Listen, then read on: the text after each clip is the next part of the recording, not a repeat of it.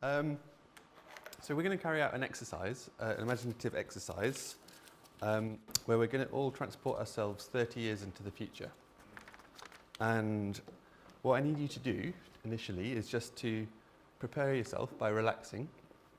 So get into a comfy position that you're happy in. And you don't have to look at me, that's not the point. So just sit somewhere good. And then I want you to stretch. Yeah, that's right. A nice big stretch like that.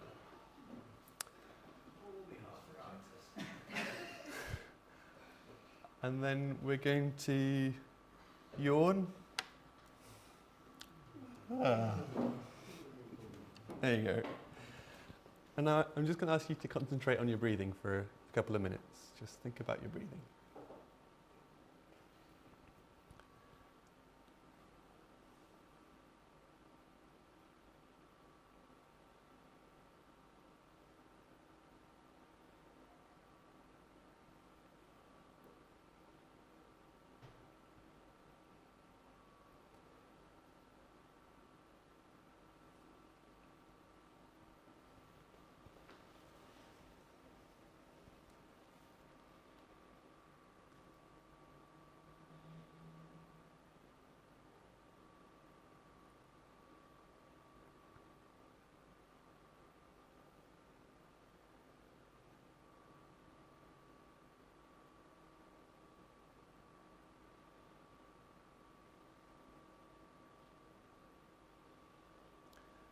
Okay, so now by the power of your imagination, let's move forward through time, 30 years.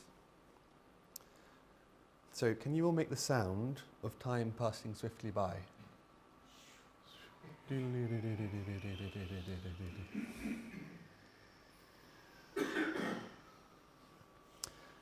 Now, we've arrived. It's 9:57 on the 14th of May, 2047. You find yourself in one of your favourite spots. It hasn't changed much, and nor have you, essentially. Some of us are pretty long in the tooth by now, but we're still alive. Same gestures, same actions of heart and lungs. Don't worry about figuring out how the world has changed. Just know that the major crises that threaten life on Earth have been averted. The weapons have been dismantled, as have the technologies and institutions that polluted and decimated life. Those destructive patterns were so interlocked that the great turning to a sustainable society in the early years of the 20th of the century happened faster than anyone expected. By now, that transition seems so logical and inevitable that you take it for granted. As you sit relaxing in this familiar spot, you see a child approaching you, of about 8 or 9. She's eager and timid, for she has heard in songs and stories what you and your friends did back then to save the world from disaster. You listen to the questions she wants to ask you. The first is this: is it true what they say about life back then? Were there really millions and millions of sick and hungry people? And bombs that could blow up whole cities? Could that be so? She clearly finds it hard to believe. Listen now as you answer her.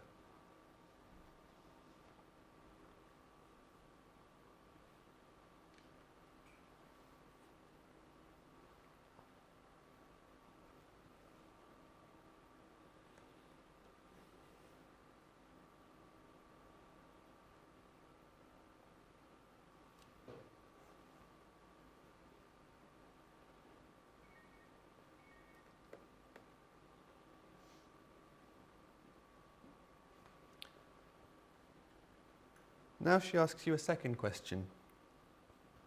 What was it like for you to live in a world like that? Weren't you sad and scared all the time? Hear your own reply.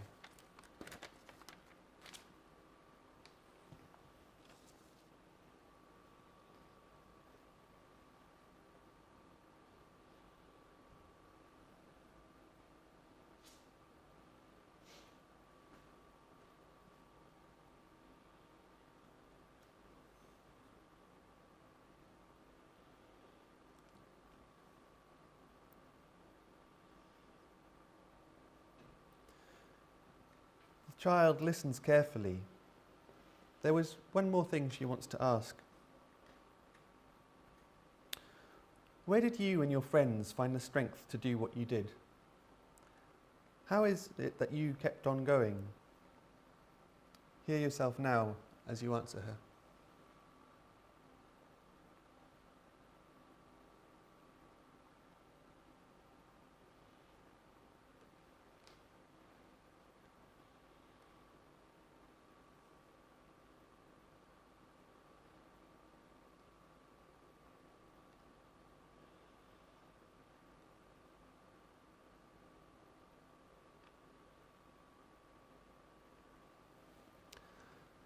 The child is now ready to go back to her friends. As she starts to run off, she turns back and looks at you and says, "Thank you." And you watch her go. Now it is time for us to return to the present year, 2017. We go back now to that period when there was still so much to be done. Though the great turning had already begun and may have been further along than we thought. So let's make the sounds of time flowing backwards again.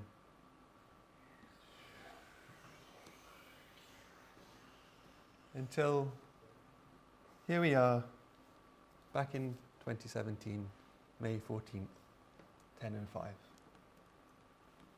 Thank you.